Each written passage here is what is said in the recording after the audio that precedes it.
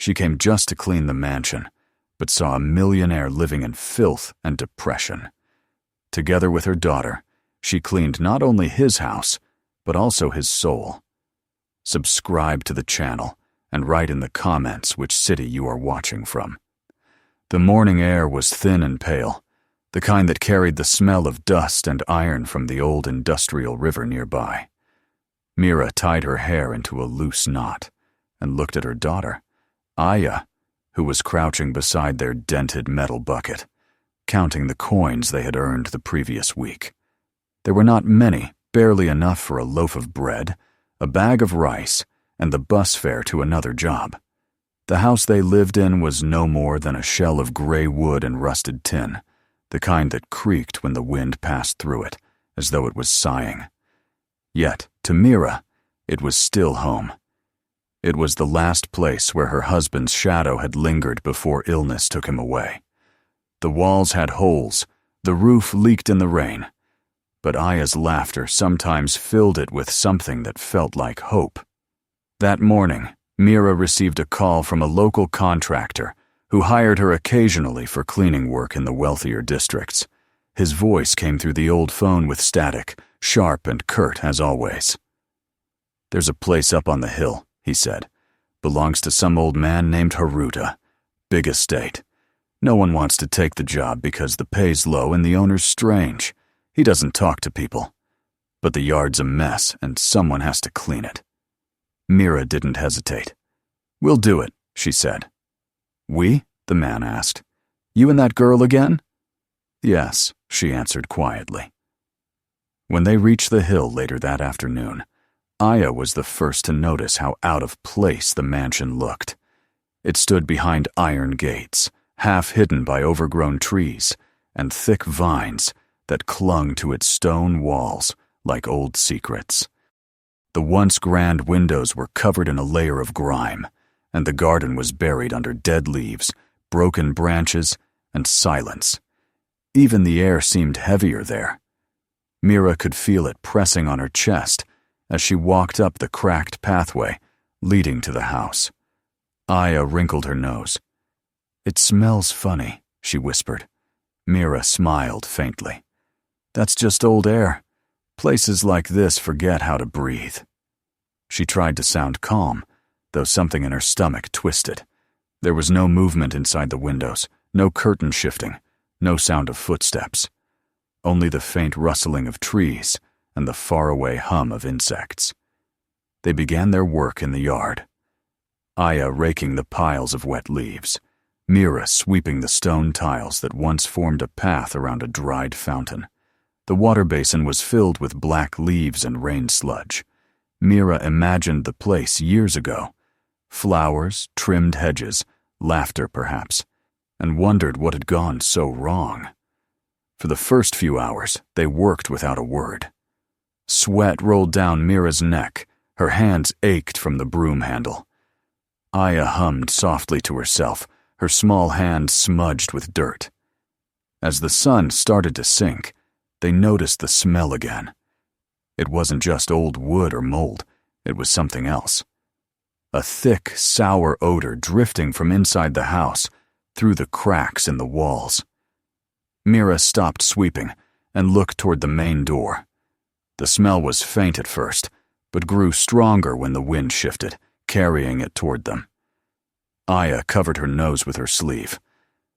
"Mama, maybe something died inside." Mira frowned. "Don't say that." She looked around for an animal, perhaps a raccoon or strayed dog, but the smell was too strong, too human. She thought of going to the gatekeeper's hut, but it was empty. No one had been there in weeks. "We should go home," Aya whispered. "We'll come back tomorrow." Mira nodded, but even as they walked away, she found herself glancing back at the house, as though it was watching them leave. The next morning, the sky was dull and gray, and Mira returned with Aya despite her unease. She couldn't afford to lose this job. They continued clearing the yard, filling old trash bags with debris. The smell from the house seemed stronger now, seeping from the cracks like invisible smoke. Around noon, when the wind blew from the east, Aya gagged.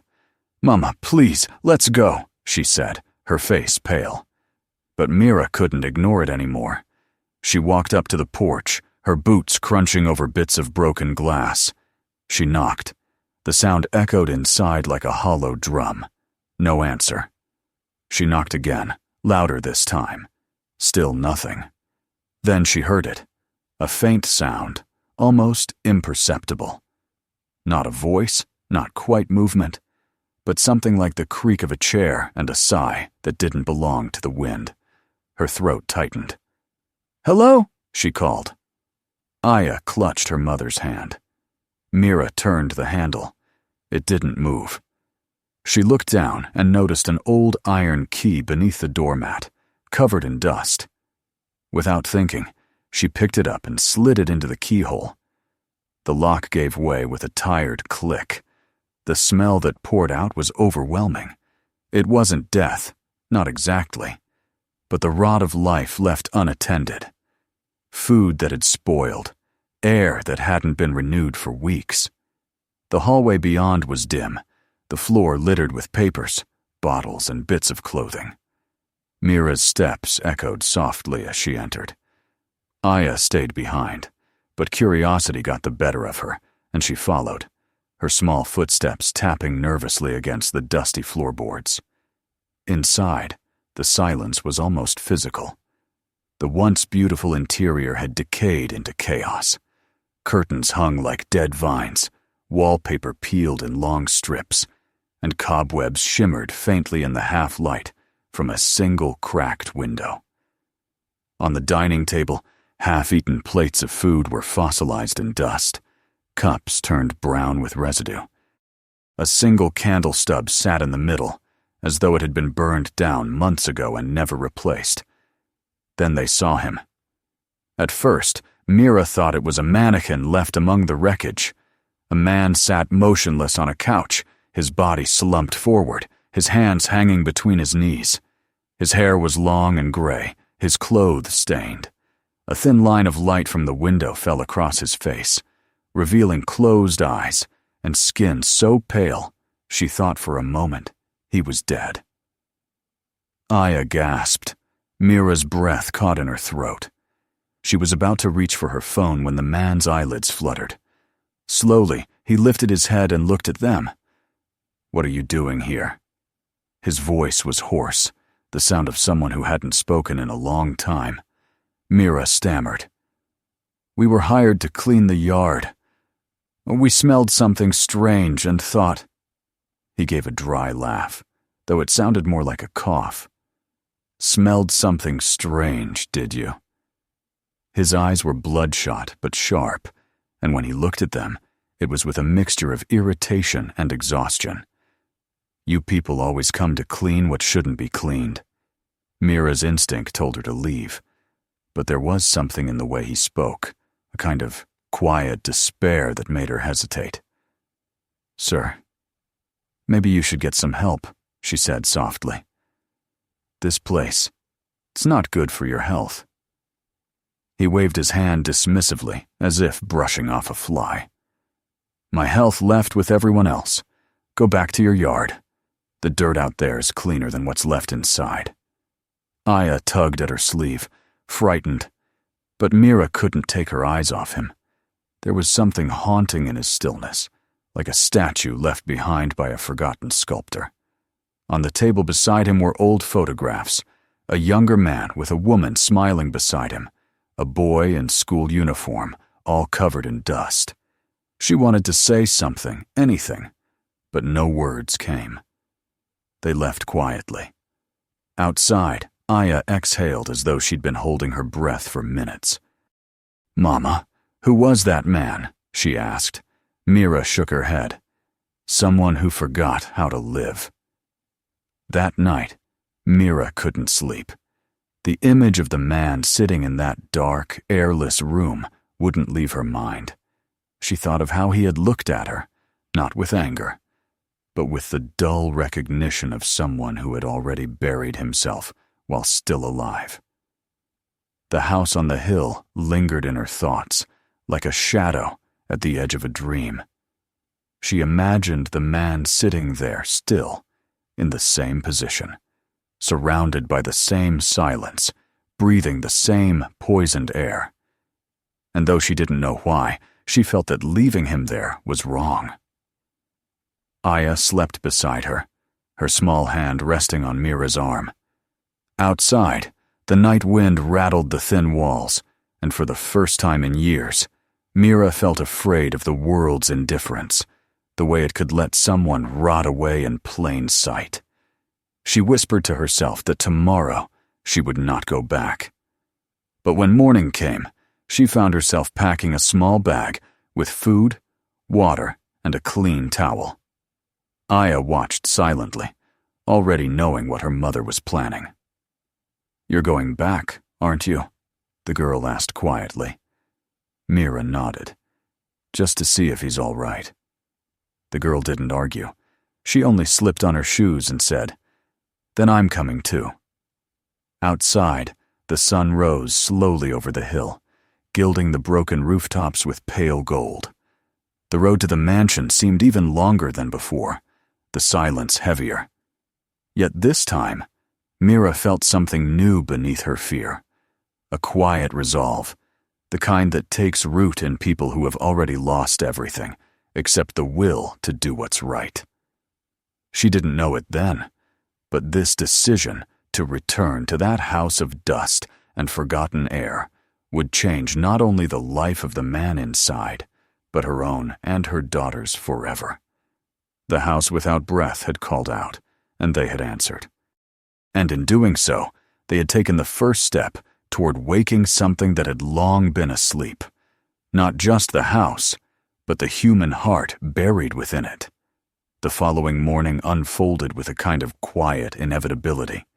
Mira had tried to convince herself that she was returning to the mansion only to check that the old man was alive, to make sure he hadn't simply withered away in the dark. But deep inside, she already knew she was going back because something in her couldn't leave him like that.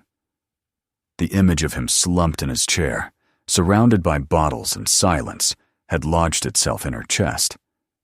Aya didn't ask questions this time. She packed a small bag with leftover rice, a bottle of water, and a single apple they had saved for later in the week. The road to the mansion was the same, long, dusty, edged with brambles, but it felt different now, as though the air itself were waiting.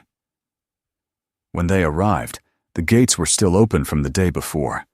The garden looked less like a garden and more like the ruins of a dream. Fallen leaves coated the fountain in thick layers, and the moss glistened with morning dew.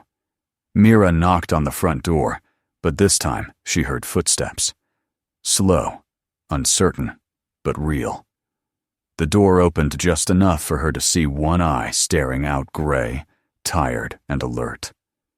"You again," Haruta said flatly. His voice was less hoarse now, though still edged with exhaustion. "Didn't I tell you not to come back?" Mira held out the small bag. "You didn't eat yesterday.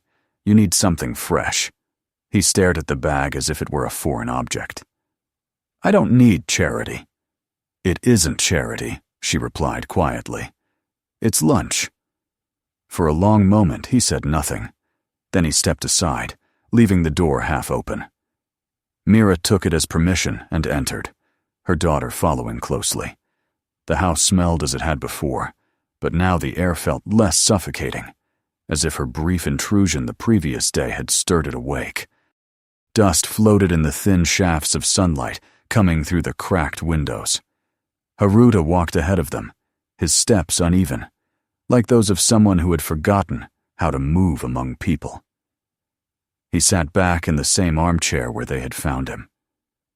"You shouldn't have come," he murmured, but there was no conviction in his tone.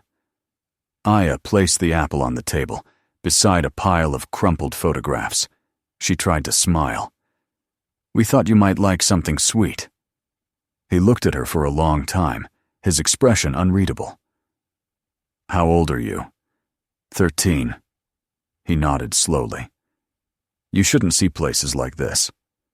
Aya glanced around at the walls, where faded portraits hung askew.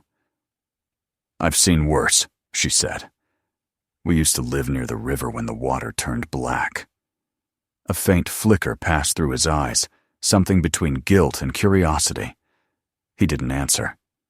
Mira took the chance to begin quietly cleaning a corner of the room, gathering empty bottles and stacking them in a box she had brought.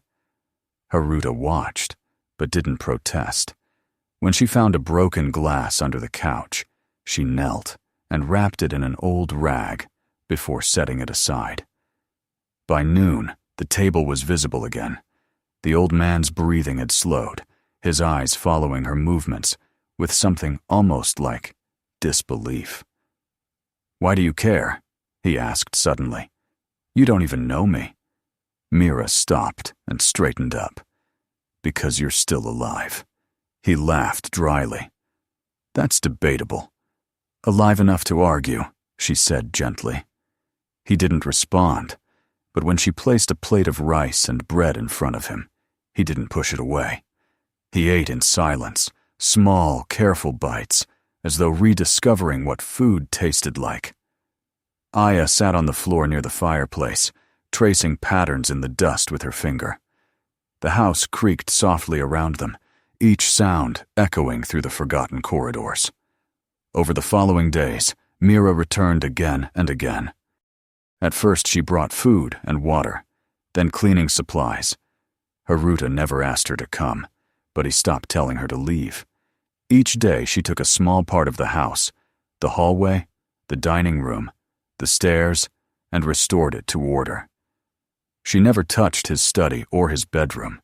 She understood instinctively that some rooms were wounds still healing. Aya helped by wiping windows and sweeping the floors. She hummed as she worked, her voice clear and fragile, filling the silence that had ruled the mansion for years. Once, while Mira was dusting the shelves, she found a box filled with letters tied in a red ribbon. She didn't open them. Haruta's voice startled her from behind. "Those are hers," he said softly.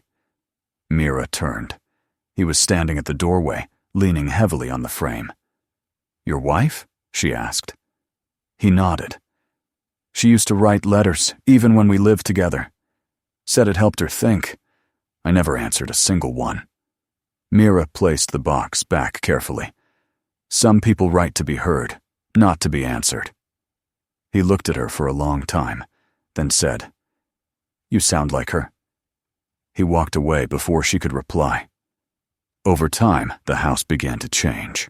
The smell of decay faded, replaced by the faint scent of soap and fresh air. The curtains were washed, the windows opened.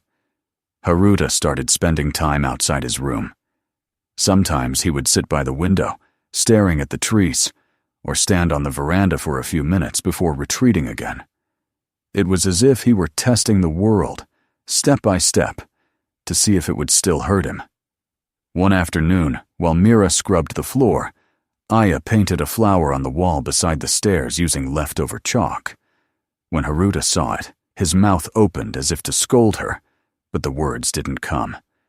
He looked at the flower for a long while and finally said, "That's not terrible." It was the closest thing to approval he had given in years. Aya grinned. "It's for your wife," she said.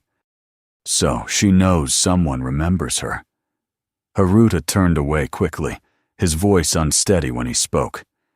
"She doesn't need reminders." She was unforgettable. Later that evening, Mira found him sitting by the piano in the parlor, touching the keys with trembling fingers. "I haven't played in decades," he said quietly. "My son hated the sound. Said it made the house feel haunted." "Maybe the ghosts were lonely," she replied. He smiled faintly. "Maybe they were." His hands hovered over the keys for a moment, then pressed down. A single cracked note filled the air, rough but alive. Aya, listening from the doorway, clapped softly. Haruta looked embarrassed, but he didn't stop. Days turned into weeks. The routine between them became wordless but sure. Mira arrived every morning. Haruta pretended not to wait for her, but always noticed if she was late. Aya explored the garden, uncovering bits of broken statues, forgotten tools, even a rusted bicycle that had once belonged to Haruta's son. She cleaned it and left it by the porch. The next morning, it was gone. When she asked about it, Haruta only said, "I moved it to the shed. It shouldn't be left in the rain." It was the first time he had cared about anything outside his walls in years. Despite the slow progress, darkness still lingered in him. Sometimes he would disappear into his room for hours, and Mira would hear muffled sobs or the sound of papers being torn. One day she found the box of letters she had seen earlier, burned halfway through in the fireplace. She didn't mention it, but that evening she stayed longer, silently repairing what she could. "Why are you still here?" he asked one night as she folded clean sheets. "Because no one else is," she said simply. He looked at her with a strange mix of anger and gratitude. "You think I deserve saving?" "I think everyone does," she answered, "even those who stopped believing it." That night, Haruta didn't lock his door. When Mira returned the next morning, he was already awake, dressed, sitting at the table with tea.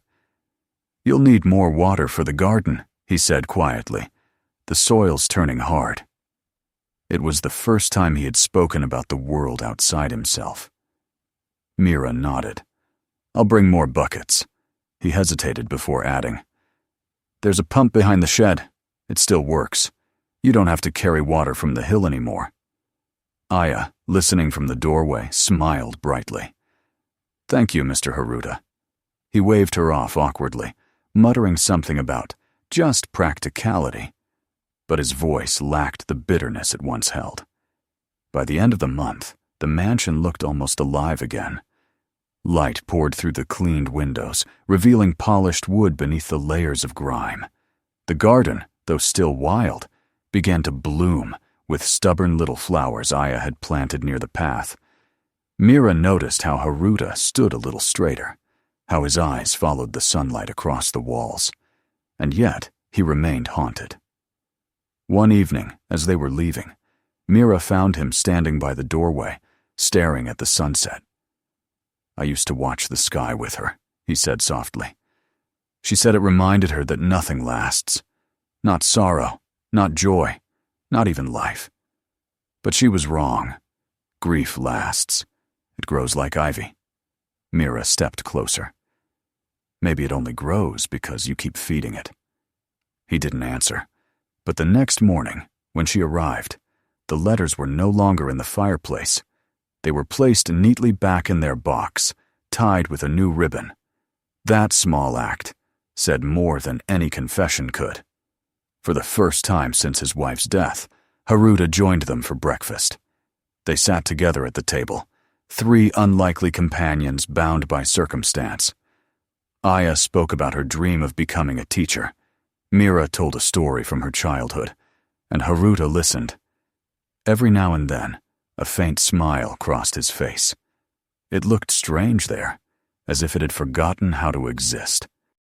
But it was real. As they left that afternoon, Mira looked back at the house. The windows gleamed faintly in the sunlight, and for the first time, she saw not ruin, but the outline of something being reborn. The man who had buried himself alive was still buried, perhaps, but the soil above him had begun to crack. And through those cracks, light was finally finding its way in. Spring arrived quietly that year, slipping into the edges of the old town without fanfare. The air was softer, and for the first time in months, light filled the mansion on the hill. Mira walked through the gate carrying a basket of vegetables wrapped in cloth, her daughter skipping a few steps ahead. The house no longer looked haunted. The vines that had once strangled the walls were trimmed back, and the front door, once swollen shut with neglect, opened easily to the touch. From the veranda came a sound that had been unthinkable months earlier. Laughter. Haruta sat on the porch in an old wooden chair, a blanket draped over his knees. He wasn't laughing loudly, not the kind of laughter that filled a room. but the faint, incredulous sort that comes when someone is surprised by the sound of their own joy. Aya stood nearby, holding a small bird's nest she'd found in the garden. "They fell from the tree," she said proudly, "but I put them back." Haruta nodded. "That's what people should do. Put things back where they belong."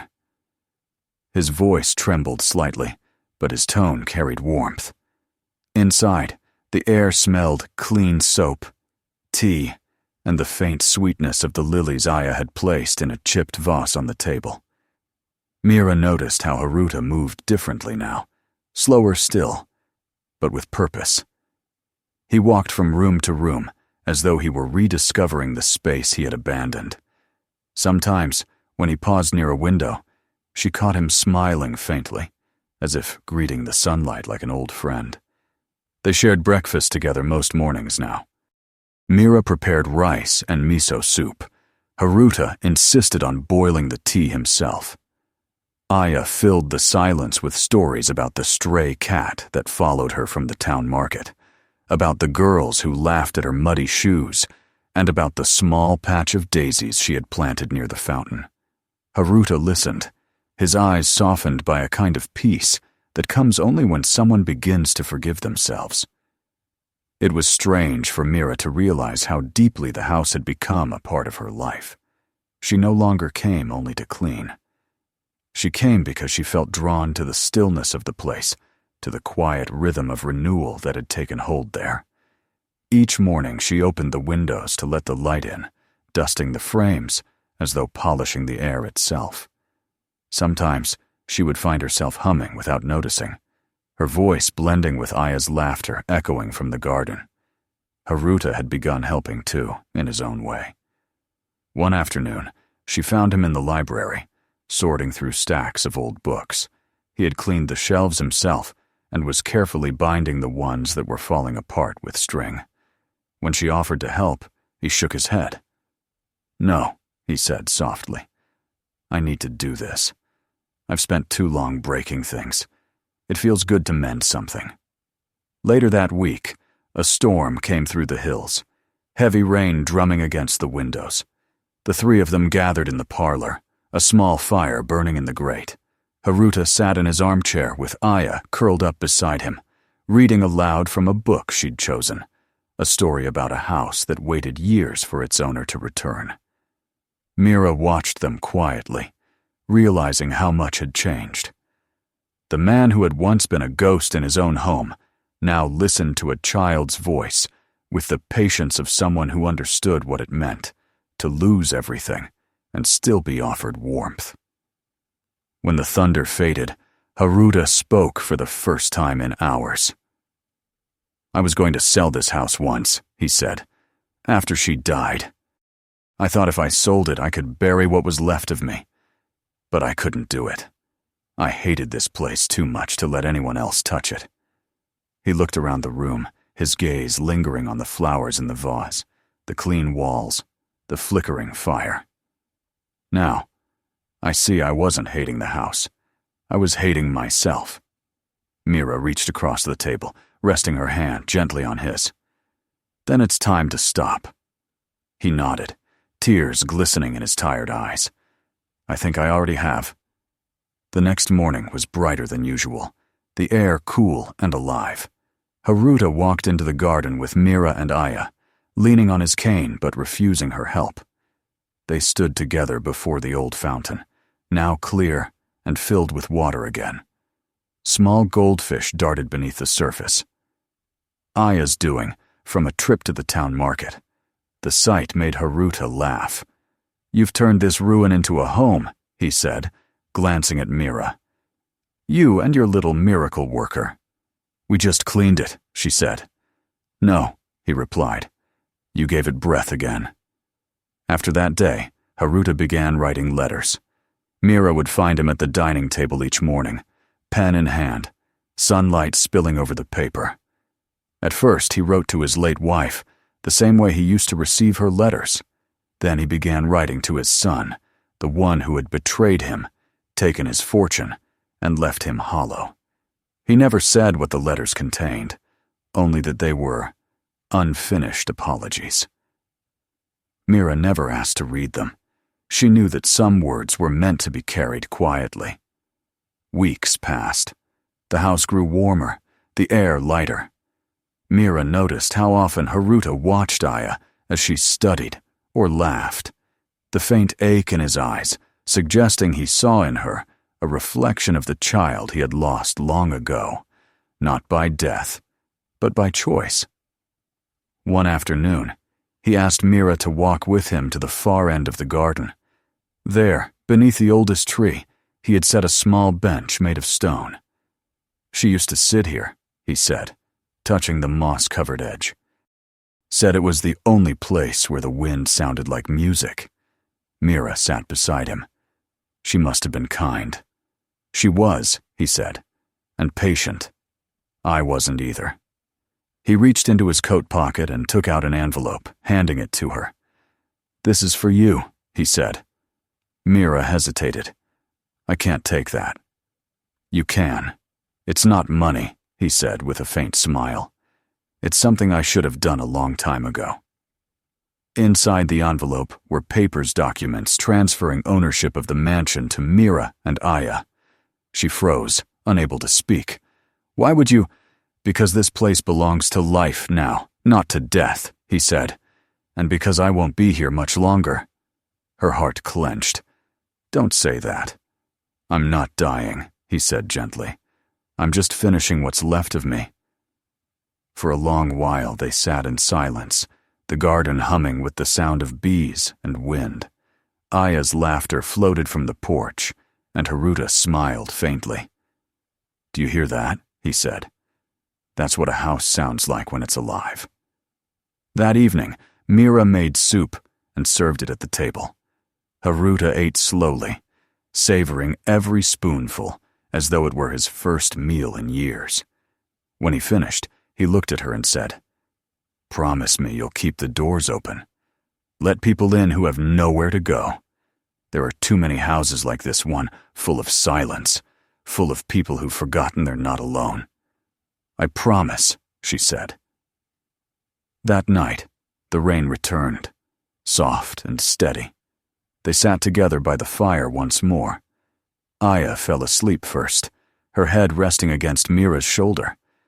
Haruta leaned back in his chair, eyes half closed, his hands folded in his lap. You know, he whispered, when you first opened that door, I thought you were death itself, come to collect what was left.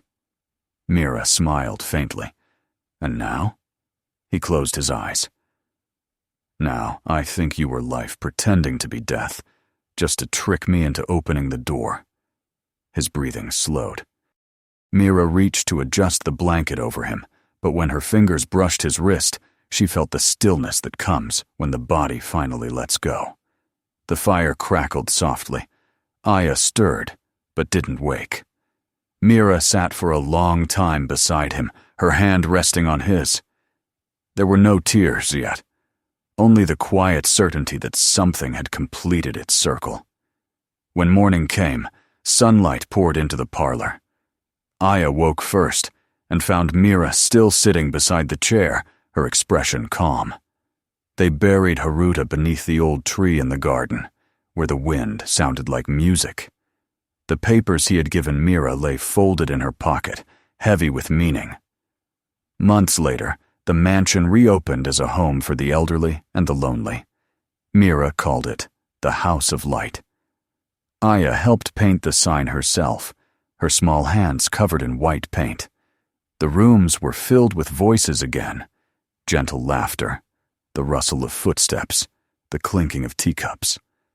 On the main wall, near the staircase, hung a framed photograph of the three of them, Haruta, Mira, and Aya, sitting by the window, sunlight falling across their faces.